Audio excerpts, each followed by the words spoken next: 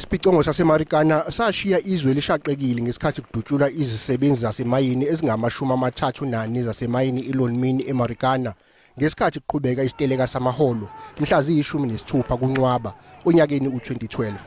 Ezinsukwini ezandulela isibhicongo saseMarikana kwase kubulawe abantu abayi-10 odlameni olwahlobene nezisebenzi zasemayini.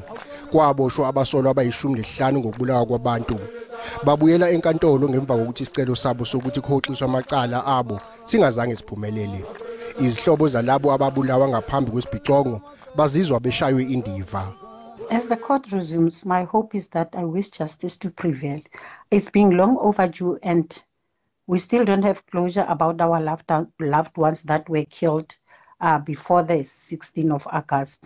10 people were killed before that, but nothing has been said about them. Ebantwini abayi-10 ababulawa kwakukhona kubo ababengamaphoyisa kanye nonogada.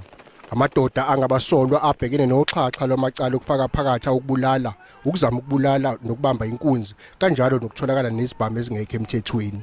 Imindeni yezisulu ikhathazekile ngokuthi lolu daba selidonsa isikhathi eside.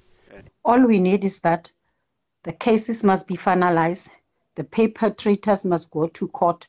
Those who killed my brother while he was there to protect the people of Marikana, who killed him. We need only justice. That's all that we need. Babe yi-19 abasolwa ababeboshiwe nokho abane babo sebadlula emhlabeni. Icala libekele ukuthi lilalelwe izinsuku ezisihlanu.